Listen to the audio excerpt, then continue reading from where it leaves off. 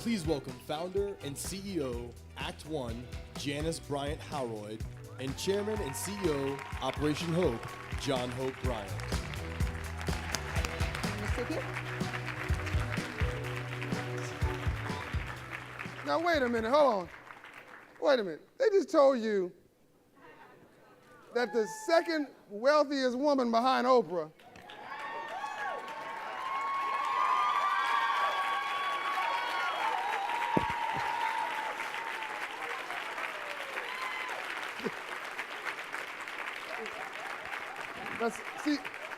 see, Janice, this is what happens when they get spoiled. Like, oh, it's just another billionaire, Jesus. We've been seeing billionaires all day. This is just so boring. I don't know what we're gonna do. A billion here, a billion there, while you start talking about real money. Now, I asked my friend Janice to sit in the other seat. But when you're rolling with this kind of cash, you can sit anywhere you want on my seat. If you got a preferred seat, we can move this. No, it's all good. Okay. I may turn you into a donor, so you just stay right there. Okay. Is this the donor seat? It is now. And I'm about to go blind with what this is supposed to be a ring. You could cook an egg. I thought he was looking at my nails, ladies. No, we've known each other for a long time. Yes. And I've admired your journey. People think we're related because of the name. We're not, although I would be honored to be your brother. Actually, your brother is right there. And it's wonderful. This family is a real family. Like, look at him. He's recording her like it's the first time. It's like the 999th time he's been in the Oh, that's why you want. Okay, we can switch up. That's why you wanted me there. No, I just you got a process and a protocol. I'll honor it. Well, okay. If I just look good, that's fine with me. But it really wasn't that sophisticated. Okay. But raise your hand. This is your brother here from L.A. And he's rich too. I'm not sure if he's married or not, but he's rich. He got a good credit score, ladies. I checked his credit out. So on a serious note, yes. 2,300 plus employees, $3 billion in revenue. Plus or minus. Plus or minus. Is it the largest minority-controlled staffing companies in the country? Maybe the world. Yes, that's correct. And how long have you been doing this? Since 1978, since I hit LA. Okay, you're 25, so let me see. Doesn't she look timeless, by the way? It's my new hair. No, it's that wonderful spirit of yours. She's always been this loving. She's always been this genuine. What you see is what you get. We last spoke together in Austin, Texas at a program. She's always giving back. She has a wonderful spirit about herself. I just want you to meet her because the ladies here, I want you to know, and a young lady walked up to me in a hallway, and she, as a result of coming to this meeting last year, she felt so inspired. She went out, I think it was Indianapolis, she told me, and she went to the tax office and found the tax default statements for property and bought an apartment building for $500. And now she's buying property in Indianapolis. Is she here? If you know what I'm talking about, if she's here, I didn't catch her name, but she came up to me later in the same day and said, I just want to tell you, you've inspired me, not just to become an investor, but now I know, and two high school students came up to me, young ladies said the same thing, I now know I can do anything I decide I want to do. Right. And when they see you, it's one thing for me to say it, but when the young girls see you and hear your story, they have to believe that there are no limits to their possibilities. And so I want to thank you for coming today and just being a living symbol of what's possible. Well, it's a blessing. It's a blessing to be here. Can you tell, and I think we're streaming live, thanks to Roland Martin, also on Facebook, so this message will amplify. Can you tell them a little bit about your story, where you came from, your parents? Sure, John, and before I do that, I really want to tell them a little bit about their story. I want to tell you because, I just left New York, and I was talking with some women executives, and thematically, wherever I'm talking with people, the thing that comes up is about how to do or if to do. dynamically, the big decision is that you will do. And I had them recite something that my husband and I, my husband of so many years, have taught our kids, and that is, I have everything I need to be everything I need to be. That's your story. You have everything you need to be everything you need to be. My story is that I had a mother and a father who taught 11 children that. So a lot of people get to know me. They don't know that there are 10 others who throughout their lives have had their own success. 6 of those have chosen to find that success in my organization, but I was born into success. I didn't wake up one day and figure out that it was happening for me.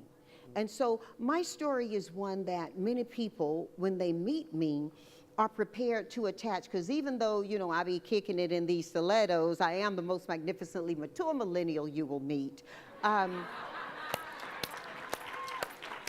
My story began a lot of years ago, as you inferred, and they see that, and they see that I was born in North Carolina. They understand the placement of time and geography that I was born into. Right. And, you know, a little nappy-headed girl from Tarboro, North Carolina. And they think all the giving it up for North Carolina or the nappy head. A little bit of both. They associate so many of the issues that we were dealing with during my path to here. And they lay that on me, and they see the trial, they see the isms that have been engaged in my success. But what they don't see is that I had a happy childhood, despite what was going on. I was a part of the first efforts of integration from my hometown. That came with a lot of lift necessary. But the biggest lift I got was the lift of purpose that our parents inspired us with. Our parents didn't simply inspire, they taught.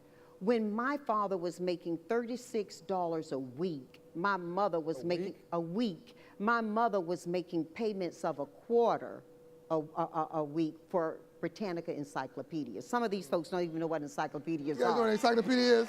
Y'all know Wikipedia, you know. You ever seen it? You ever opened a dictionary before? A physical one, I'm talking about a physical dictionary, See, Yeah? One person said, I have. The thing is that I'm sharing with you is that they put their money where they found their value, and that was in educating us. You know, we grew up with all the isms, John. You know, education is freedom. Dad used to tell us if we'd argue during the day, go at it, have at it, but just understand this, you solve it before you go to bed, because if you can't do it by then, it's your attitude, it's not your aptitude. You know, these are the things that I grew up with. So I went away to North Carolina A&T State University, Aggie Pride.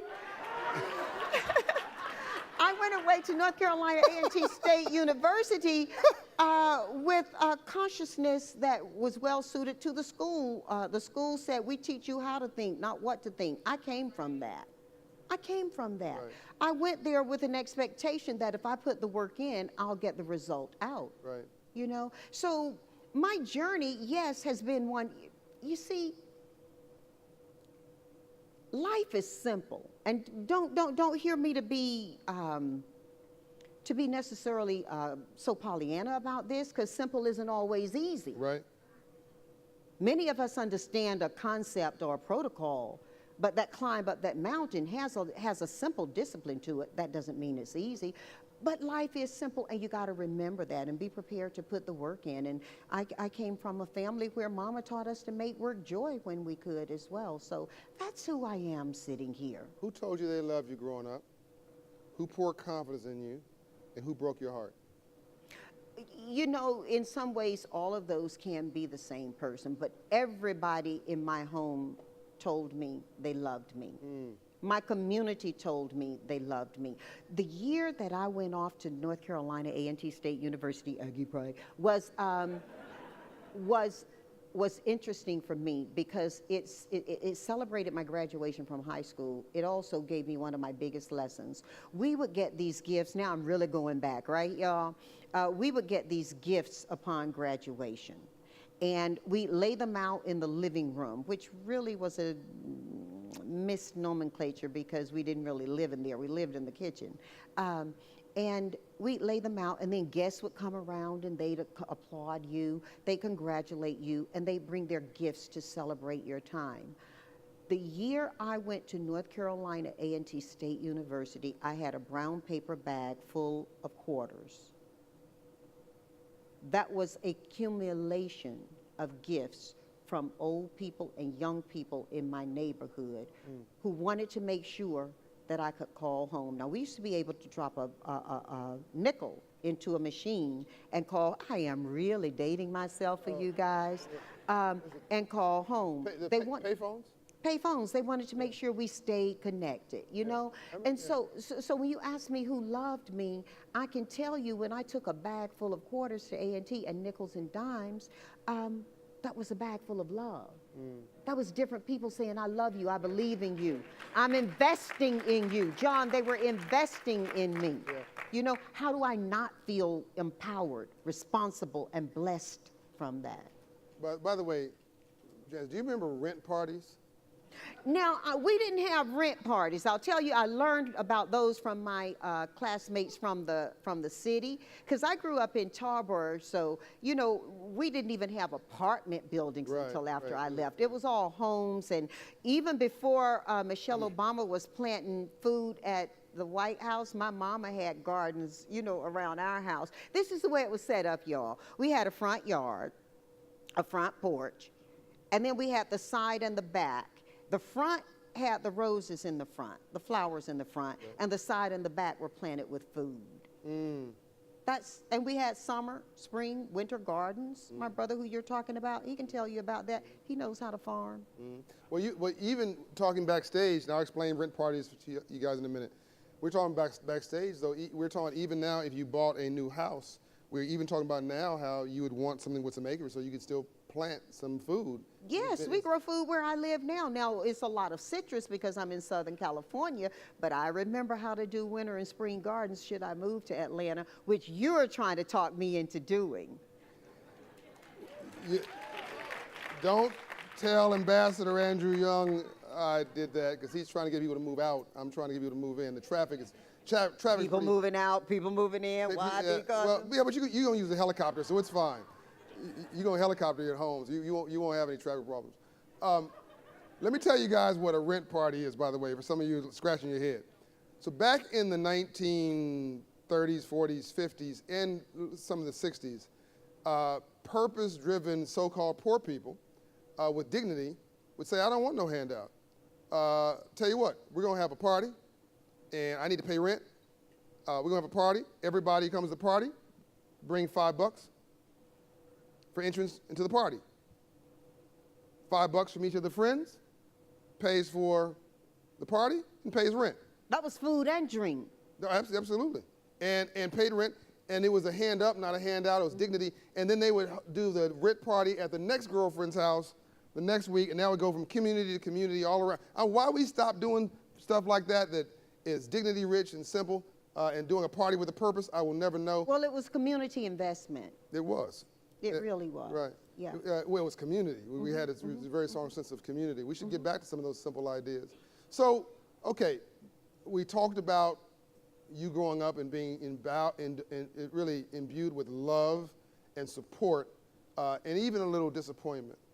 What do people don't know about you? They look at you. You're fine as wine in the summertime.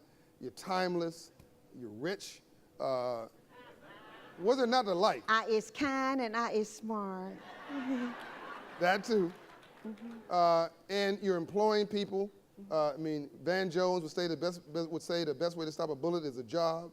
So you're employing people, 2,300 employees. I mean, that is extraordinary. 2,300 employees.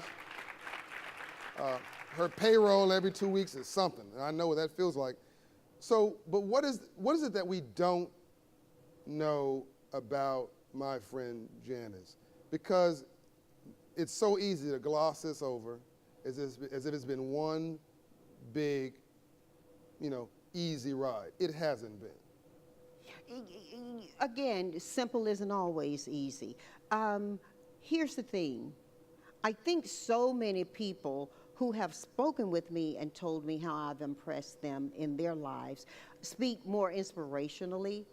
Truly, I think that my success has been understanding the balance of strategy and execution. Okay. I had great ideas about how my company would function. Okay. When I founded Act One in 1978, it was a full-time placement company. Okay. Started in front of a rug shop. Okay. Where? Now, well, I wanted a good address. I wanted to get great applicants, so it was in Beverly Hills. Oh, I like that. But it was a barter system. Yeah. I started my first business in Beverly Hills. I rented an office. Yeah, I wanted to get applicants to be able to come in all times of day. But here's the thing. When the game changed for me was when you mentioned my brother earlier.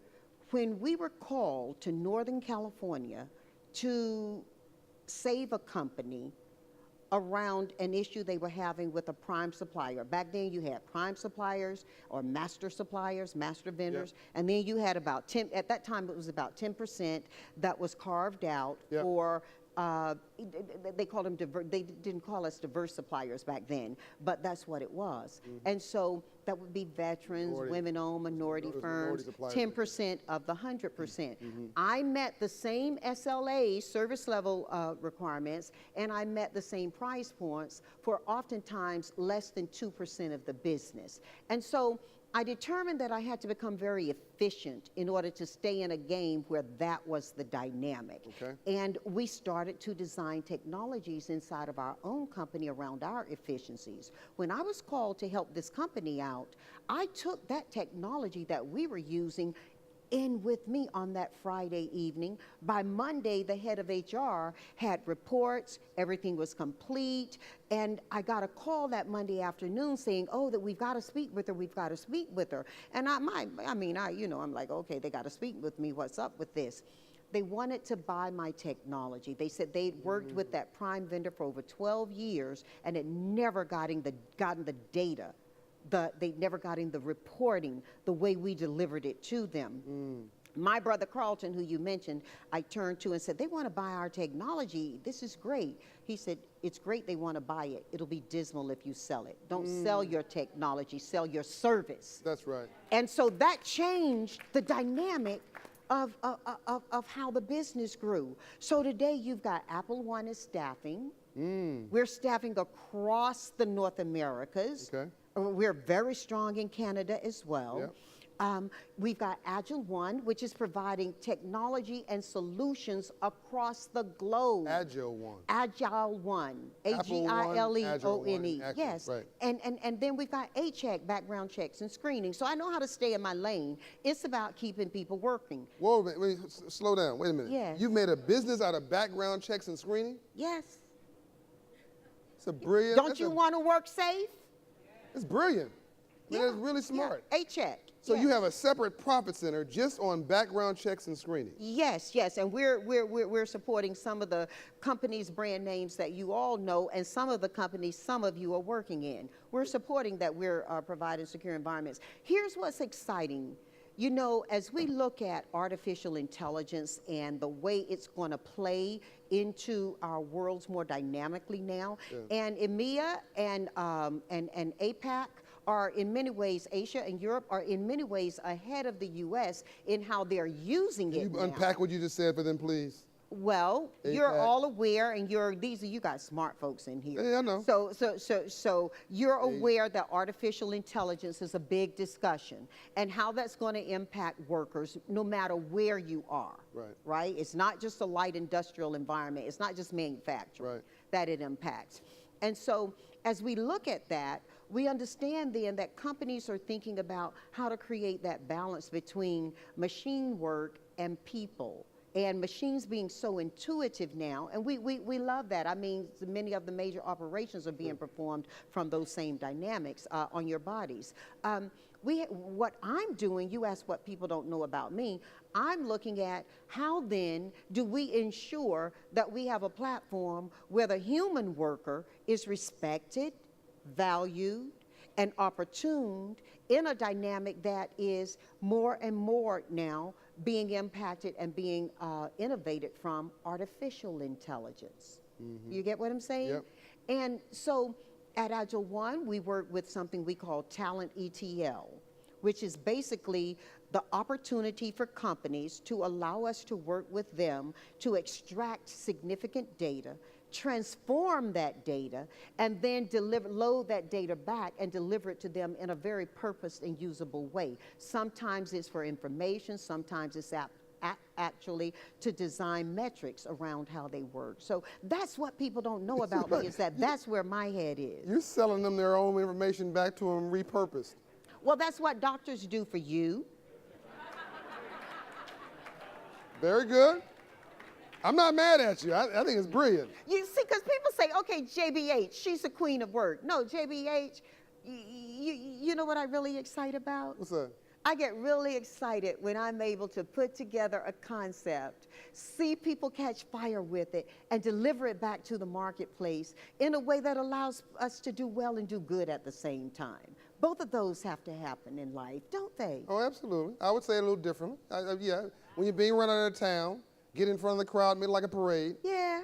But it's the same concept. Yeah. Turn a negative into a positive. Yeah. I'm not an angry, black, screaming woman. I am a very excited person about the opportunity to make an impact in life the way I see it can happen. The only thing you're screaming about is auctioning off an auction price at Christie's for the little painting you're going to buy next week in New York City. It's the only thing you're screaming about. Say, oh, $1 million. But you got to be careful when you raise your hand these days. You do. You do.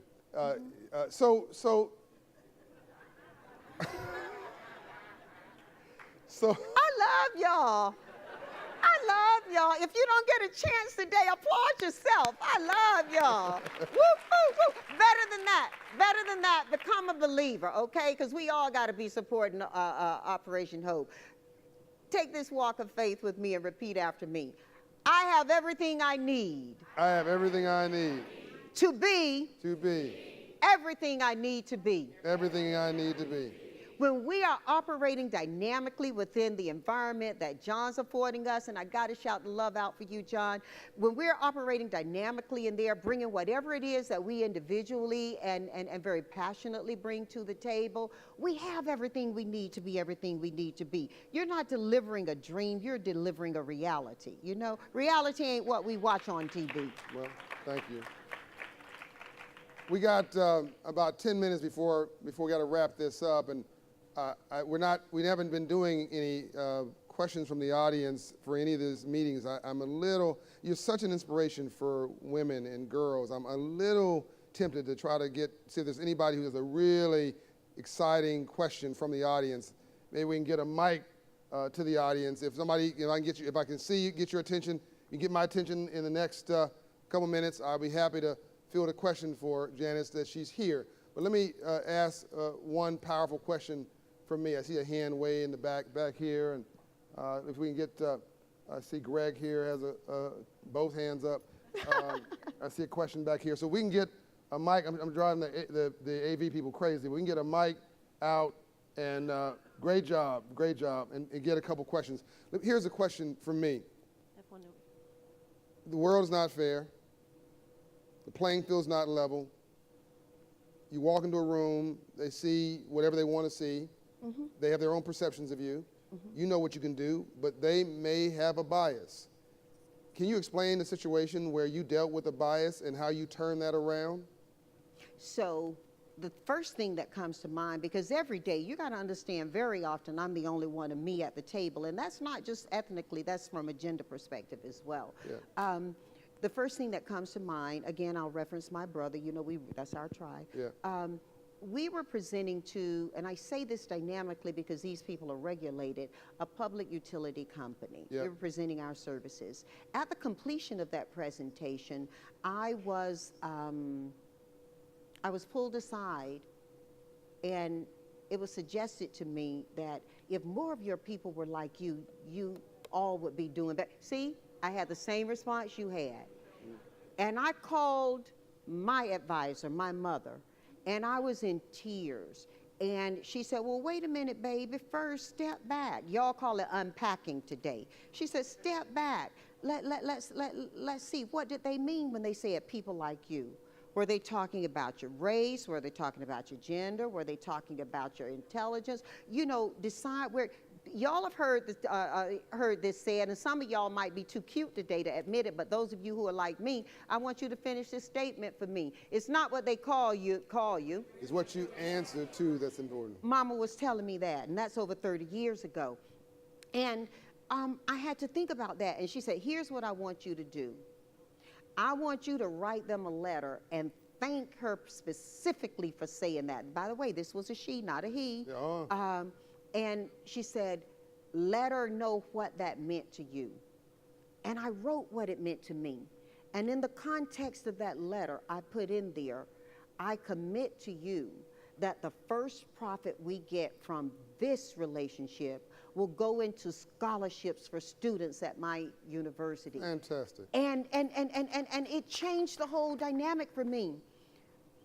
When I mentioned that in growing up in Tarboro, North Carolina, when I was part of the integration of the high school system there, I sat there and I watched a history teacher explain why African American men, that's not what he called y'all, you were called by another term, were so well suited to slavery. To this day, I still have the lines inside my mouth, John, where I bit down so hard. And I was like, God, if you're there. Now, some of y'all might take issue with that, but understand, I'm a new high schooler sitting in a classroom at this time. My faith was evolving. Sure. I wasn't, you know, I didn't have the years of experience because all of it, I didn't have the wisdom. All of us know that wisdom is simply knowledge married well to experience. Yeah. Okay? And so I sat there and I was biting inside saying, God, if you're there, please just don't let me cry in front of these folks. Yeah. I went home that evening successfully not crying. Dad would send one of my brothers, their duty, one of my brothers was to make sure they met me at the white school to walk me across Panola Street to home in the evening so I wouldn't get beat up. I learned to do 2 pieces of homework because one was inevitably going to be stolen, all that stuff. And I got home and I told Dad that I didn't want to go back. And Dad said, I'm going to give you 3 options. Everything in my life is in Trinity. I'm literally and figuratively. And so he gave me options. And one of them included going back because he said, every one of y'all, remember there are 11 of us, every one of y'all are going to get a college education. If we have to sell this property to do it, you're going to get a college education. But Janice, you're smart enough to get a scholarship. If you want to come back and miss out on a scholarship they're giving on this side of town, instead of getting one they're giving on that side of town, making room for more to get it on this side of town, you do that and I'll support you. But understand, if you can make it through, you can get a scholarship and go to college, and that's going to be another one let up for someone here, because it was kind of taken for granted I'd get one on this side of town.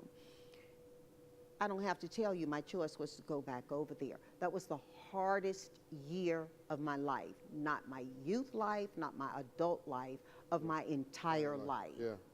That was the hardest year of my life. And I thank my daddy that he offered me choices that allowed me to make the right decision, which I believe I made the right decision for made myself. you stronger, made you more resilient, maybe made you Don't kill you, you grow. That's right.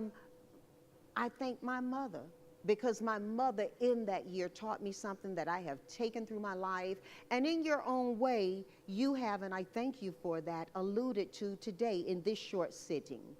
And that is, my mom told me, turn that hate that you have growing in you into passion. She said, hate is a fuel for destruction. That's right. She said, passion is a fluid for growth. My mother told me that the year I went to that school, and it has stayed with me all these years. That's right. And whether it's hate, whether it's disappointment, whether it's fear, all of it does not feed us well. My kids have me into this wellness now, right? I got to eat green and eat low. That means, okay? yeah, I'm getting it. So that I mean, it's about turning things into profit. I had a great quote that was given to me earlier today that is inspired by what you said. Anger is not a college major. No, it's not. No, it's not. You cannot be angry for a living. Nobody cares. Life is about your response to these challenges, and really success is going from failure to failure without loss of enthusiasm. It's never, ever, ever, ever, ever, ever, ever giving up. One of the reasons my organization does so well, regardless of which brand you're working with, is because we have fabulous people in our companies. Act One, A-Check, Agile One, and you know why that is? Our key hiring criteria is attitude. It's attitude. Attitude. We can teach you what you need to know. We can't teach you how you need to be. So let's take the question. Very good. All right, hi, my name is Antonetta McKay, and I just wanted to thank you for sharing your magic with us today. What are 2 types of people you think everyone needs on their personal board of directors? There's so much conversation about what that needs to look like, right? And what your objectives are and how you need to balance it. Let me share with you the 2 common denominators, because depending on where your board is who the next person needs to be from a skill set or from a talent perspective. What I think that you need across the board is you need people who really are buying into your vision and your initiative, and they can share with you demonstratively how they've done that, how they've lived that themselves. And that's not often asked. I mean, on some very important boards, that's not often asked. We look to fill slots. You don't want to fill slots on your board. You want to fulfill mission on your board. So make sure that you're getting people who in their own lives, in their own ways, was it Antonetta? Have delivered on that. And then the second thing I think you need to do is make sure that you're hiring people who are bringing a very, everybody talks about innovation, right? Innovation is iterative. Make sure did you hear what I said? Innovation is iterative. Make sure you're bringing people on your board who are in a position to really guide that effort forward amongst themselves, not just externally. You see, my son right now, who is president of Apple One, is on a mission, and we were visiting many offices. I've been visiting with him, and I hear him, and the key thing that he's sharing across these offices, Antonetta, is that you can have a great strategy. But he said, and I think I quote him, he said, I would much rather have execution without strategy than strategy without execution. That's right. Do you get what I'm saying? That's right. And he is deliberate about that, and that's what you need to make sure people are deliberate about as they approach your board. I don't know where your company is right now in its growth. You also want to make sure, not just about your board, let me tell you something you need for yourself, okay?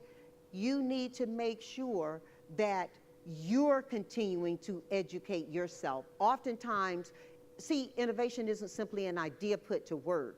Innovation oftentimes is absent the original idea. It's the expanding and the growth on what's already been there. You need to make sure that you're prepared to evaluate yourself consistently, that you're in the right role in your company as well. That's right. Very good. Greg, do you have a question? It's right here. And then there's one more on this side. Okay, great. Greg, you're next. You need a mic. Just one second. Can we give her a mic? If you want. Oh, I'm sorry. We'll come to you next. I'm fantastic, and I feel good, too. So Reggie Bullock, RBC Bank, Georgia. Oh, I didn't hear your name. Reggie. Reggie Bullock, RBC Bank, Georgia. And by the way, before I ask my question, my oldest and namesake is at A&T, Aggie Pride. Woohoo! Woohoo! So my question for you is, along your journey, what can you say the largest or the biggest hurdle that you had to overcome was or is currently? The biggest hurdle I've had to overcome along my journey is not racism, it's not sexism, it's not lately rheumatism.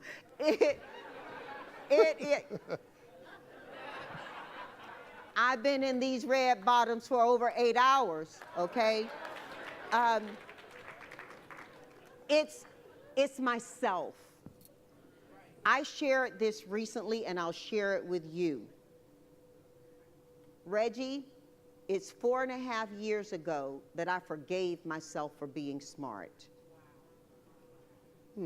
Unpack that just a little bit more. Just a few minutes ago, I shared with you that the most difficult year of my life was the year I integrated at the white school. Yeah. Somewhere in that process, I do believe I did the work on myself 4.5 years ago. I do believe that I took that experience and let it mean it hurts to be smart and black. Because I didn't want to leave my school. My school was right across the street from me, W.A. Patillo High School. And all of my friends were there. I could walk out on the yard at any time and maybe see my mother across the street. And I was going across the street. We're a very small town. Panola Street divided black from white when I was growing up. It was a long walk from my home to that school. And I went to that school because our thought was, if our smart kids are going over to the white school, we'll teach people that we don't really have to tear their schools down to attend.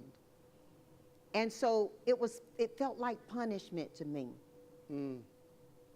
And I honestly felt all those years, I swallowed it in, and, you know, even with the brilliant parents and siblings I had, you know, oftentimes I would still cry under the covers as I read under the covers. I taught myself that it hurt to be smart and black.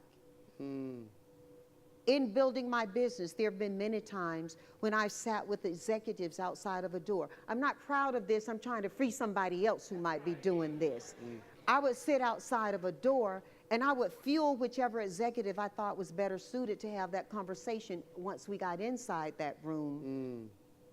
I've even been in meetings where I've texted answers to them, you know, because it might not be well from me. Sister, don't do that no more. Don't do it no more. I love that. That's beautiful. How are you? John. Hello. over here. Hi, how are you? Hello. My name is Greg Hello. Morris. Thank you for being with us today. In often male-dominated situations and with all this Time's Up going on, have you had any experiences that you would share with us? And if so, what might they be to keep us all fueled going forward with all your experience? Male domination. I ain't gonna play with that, even though you are adults.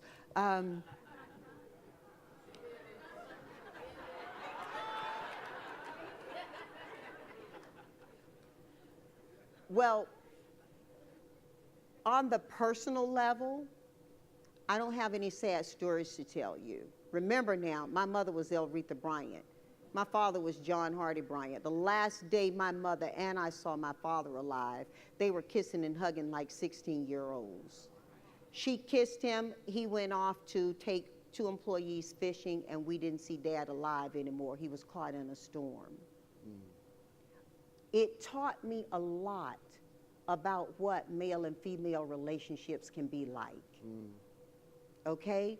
We weren't the Huxtables. We didn't live financially well that way. But when I went to North Carolina A&T, I thought we were rich. We were enriched. I thought we were rich. So I grew up in a home where my parents were respecting each other and demanding that of us. What I have seen is that those people who didn't grow up in my home and along my career, who will exercise those types of, it actually, I think it all stems from fear, but I'm not here to psychoanalyze the situation. What I will tell you again is that my response to that has been the same thing you just answered to me. It's not what they call you, it's what you answer to. I've been in situations where that occurs, and I understand that because I'm delivering technology throughout Agile 1 to the world, that I'm competing in a very, rough environment. Think about it. Think about who we compete with every day. I'm just not feeling like apologizing for being a woman anymore.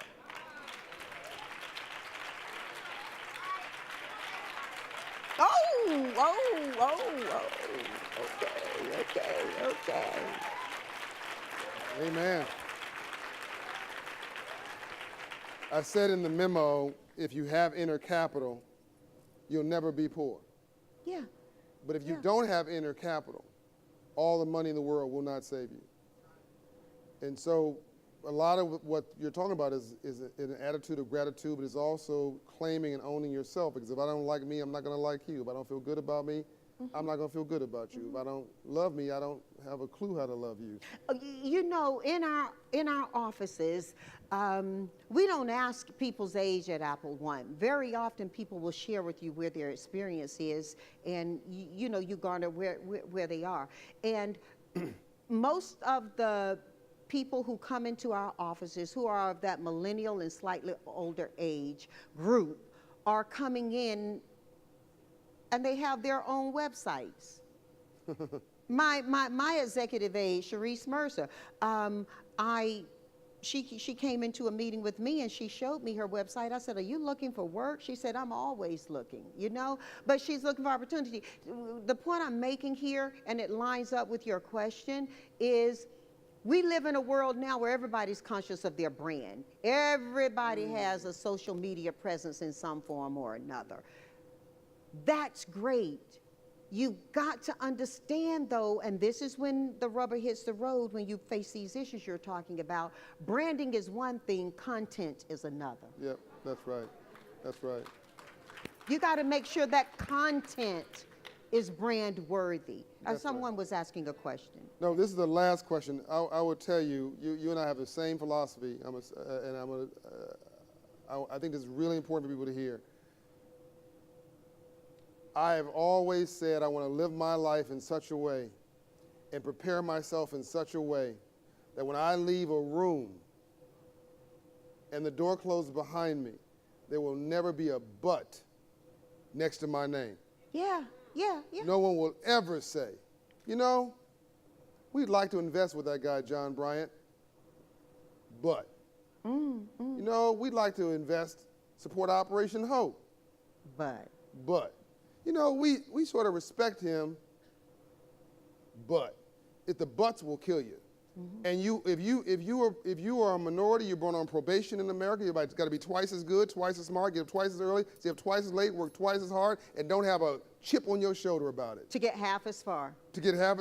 But that's okay, because we've been doing so much with so little for so long, we can almost do anything with nothing. And that just makes you better, by the way. It just makes you better. And that's why poor people have always been the salvation of the world, because you get up and you got to hustle where other people can just chill.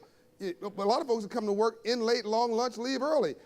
I'm going to clock you every day of the week. You can have all kind of degrees, but I got hustle on my side. I'm going to literally just outwork you. John, you preach, and you preach to the choir, because I'm going to tell you, those same disciplines, those same perspectives, and those same commitments that I hear inside of that are what I think grits underneath so many of the people in my organization. Yep. We're doing business with global enterprises, Yep. right? Yep. We're delivering to them solutions on not just, and we're hitting mid-market opportunities for companies to have that experience that up until now only global-sized organizations can gain from us. And wherever we go, we've been suppliers. I talked about we've been suppliers. We've got a young man right here in Atlanta, Jadeep, who heads a whole supplier effort for us through Agile One. It's our experience and that grit we had growing up as a company from one desk in front of a rug shop that has brought not only the artificial intelligence, but the real intelligence to how we're delivering for our clients today. And that is iterative throughout the organization and throughout our growth. At Apple One, we say the applicant is the center of our universe. Focusing on who's important. In your world, that would be the worker is the center of the universe. Yeah. We teach from this and we deliver from this. And you're so right. When you're working it right from the inside, it's going to turn out right. I'm sorry, somebody had a question. Come on, we better have some church up in here. Yes, sir. Bring us home. My name is Mo Cantrell, and I came from Denver, Colorado. My wife and I have two young kids, a 3-year-old boy and a 2-month-old girl. And my question for you is, what can black fathers in particular do to make sure their daughters are empowered as they grow up? Not just black fathers, all fathers. The best empowerment I believe our Father gave us, all 11 of us, was to love our mother well.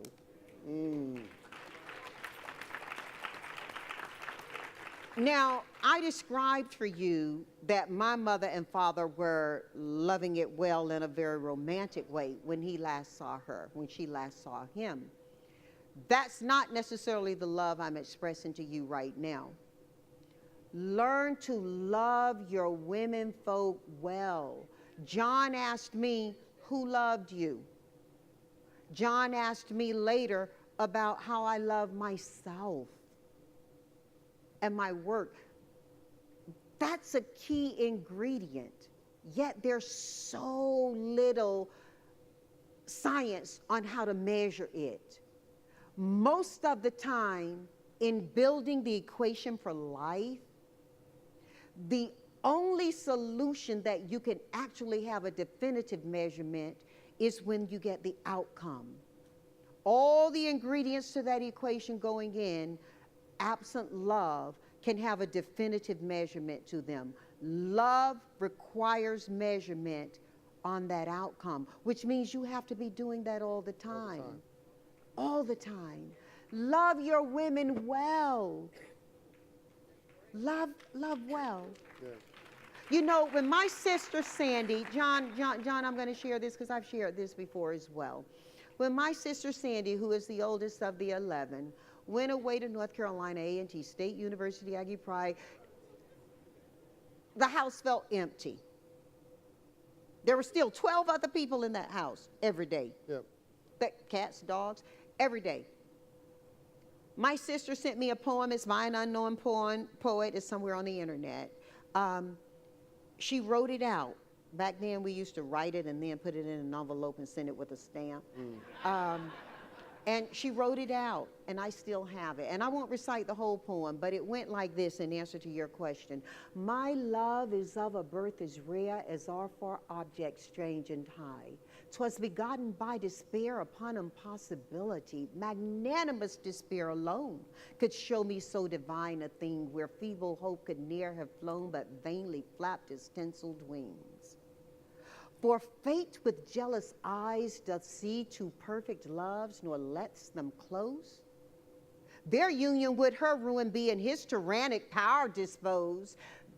Therefore, the love which us doth bind, and fate would enviously debar, is the conjunction of our minds in cooperation with the stars.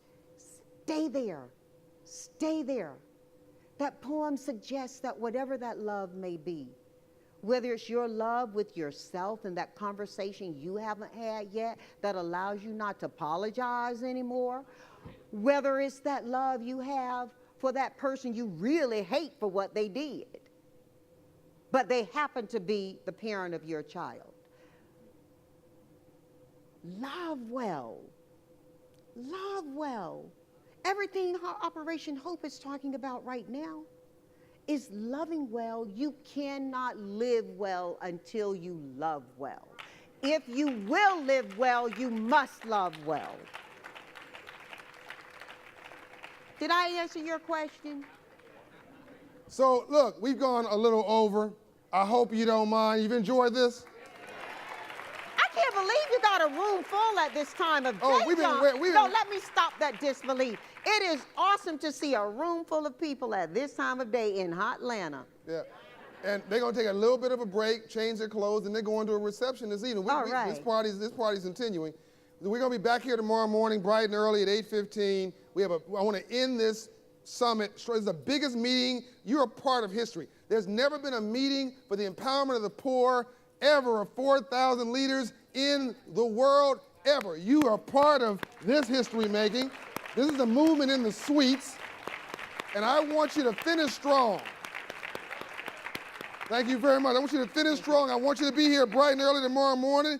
We're gonna have a great program all day tomorrow. We're gonna finish it. I think I mentioned this with Chris Tucker and T.I. and Ambassador Young. Just hold on for 1 second. Shaka Zulu. Here's what I'm leaving you with as we say a proper goodbye to my friend Janice.